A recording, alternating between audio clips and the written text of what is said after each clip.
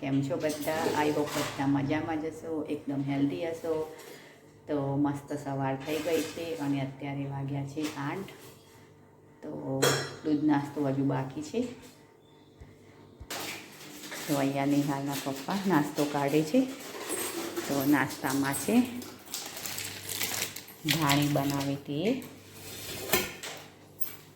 મમરા છે અને અત્યારે મેં દાળ ચોખા કાઢીને રાખ્યા છે. તો મગની ફોતરાવાળી દાળ અને ચોખા અહીંયા કાઢી છે. કાકડી કાઢીને રાખી છે. તો કાકડીનું શાક બનાવીશું કોરું. અને આમાં છે મરચાં, તો મરચાં પણ વઘારવાના છે. તો અહીંયા દૂધ ગરમ કર્યું છે. કપડાં ધોવાના બાકી છે. તો ચાલો પહેલાં દૂધ નાસ્તો કરીએ અને પછી આગળનું બધું કામ કરીએ. હા તો ફ્રેન્ડ્સ, હવે હું બનાવું છું ચટણી. તો કાલે બનાવી હતી પાપડી. તો પાપડીમાં ખાવા માટે ફુદીના અને મરચાંની ચટણી બનાવું છું. તો અહીંયા મેં ફુદીનો અને મરચાં મિક્સર જારમાં લઈ લીધા છે. તો ક્રશ કરી લઉં. અને અહીંયા કઢાઈ પણ મૂકી છે અને વેસણ પણ લીધું છે. તો ચાલો હવે ફુદીનો અને મરચાં ક્રશ કરીએ અને પછી ચટણી બનાવી લઈએ. અને કદાચ મેં આગળના વિડીયોમાં આ ચટણીની રેસીપી મૂકી છે, તો તમે જોજો. તો ચાલો હવે ચટણી બનાવી લઈએ. હા તો ફ્રેન્ડ્સ, ફુદીનો અને મરચાં ક્રશ કરી લીધા છે. તો ચાલો હવે આપણે વઘારમાં તેલ નથી મૂકવાનું અને આ આપણે જે મિક્સર બનાવી છે ફુદીના મરચાંનું એમાં નાખીશું વેસણ વઘારેલું.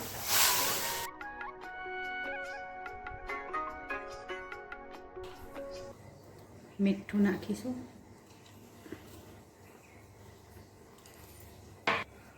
થોડી હિંગ નાખીશું.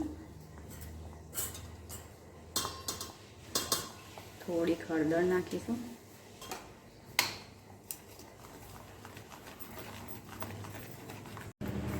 હા તો ફ્રેન્ડ્સ, આ ચટણી છે એ પતલી જ બનાવવાની, કારણ કે જેમ રહેશે એમ એ ઘટ થતી જશે, એટલે પતલી જ બનાવવાની. તો આમાં મેં લાલ મરચું નથી નાખ્યું, કારણ કે લીલા મરચાં નાખ્યા છે ક્રશ કરીને એટલે. તો આમાં આપણે બિલકુલ પણ વઘારમાં તેલ નથી મૂક્યું, તેલ વગર જ ચટણી બનાવી છે. તો આ ચટણી ચોળાફળીની પાપડીમાં એકદમ મસ્ત લાગે છે. તમે પણ જરૂરથી બનાવજો આ રીતે. તો ચલો હવે ઢાંકી અને વેસણ ચડવા દઈએ.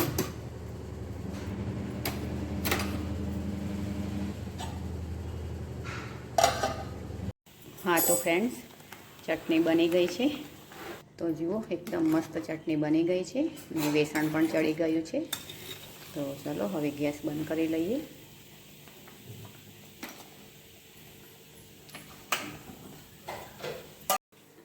હા તો ફ્રેન્ડ્સ, ચટણી બની ગઈ છે.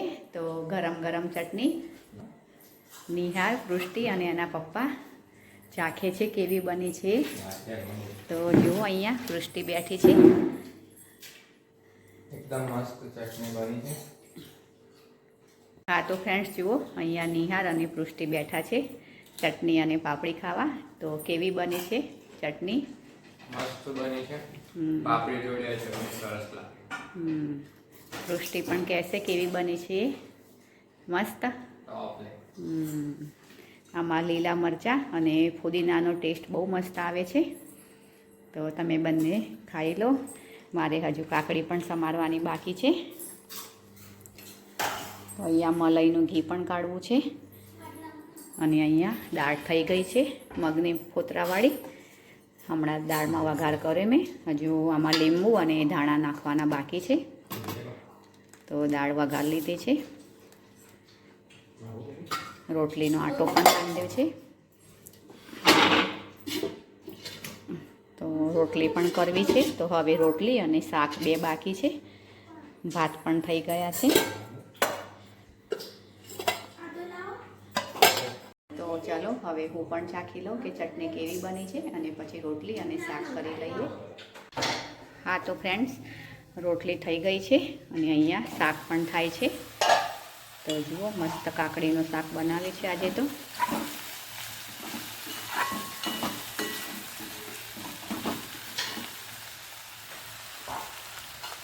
તો ચલો હવે થોડી વારમાં શાક થઈ જશે એટલે જમી લઈએ. હા તો ફ્રેન્ડ્સ, મેં જમવાનું લઈ લીધું છે. શાક, દાળ, રોટલી અને જોડે લીધું છે ગળ્યું અથાણું.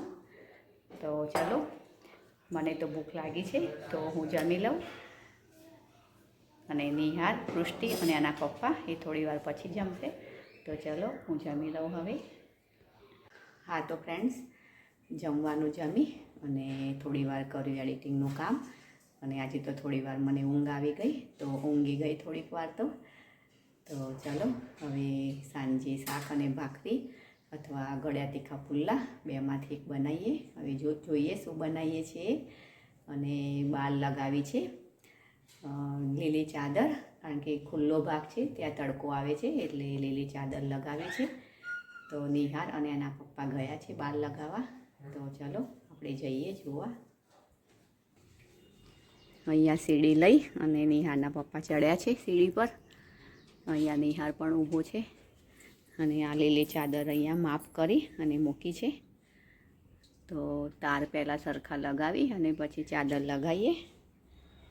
હા તો ફ્રેન્ડ્સ જુઓ, અહીંયા લીલી ચાદર લગાવી દીધી છે.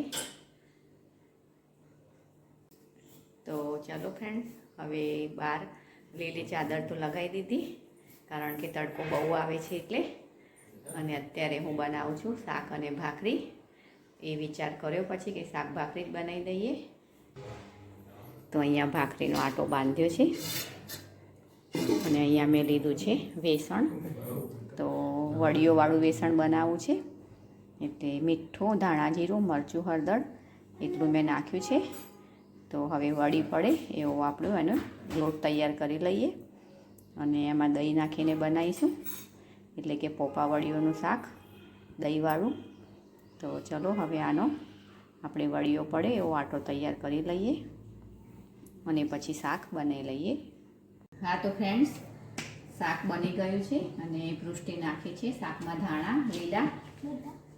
હા, તો શાક થઈ ગયું છે રેડી અને ભાખરી બનાવું છું. તો ચલો ગરમ ગરમ ભાખરી અને શાક. તો આવો બધા જમવા શાક ભાખરી. હા તો ફ્રેન્ડ્સ, જમવાનું જમી લીધું, વાસણ ધોઈ લીધા છે અને થોડા વાસણ અહીંયા મૂક્યા છે. તો ચલો હવે વાસણ સુકાઈ જાય એટલે વાસણ ગોઠવી લઈએ. અને અત્યારે શાક અને ભાખરી બનાવ્યા હતા, તો પોપાવડીઓનું શાક અને ભાખરી. તો શાકમાં મેં નાખ્યું હતું દહીં, તો બહુ જ મસ્ત લાગતું હતું શાક.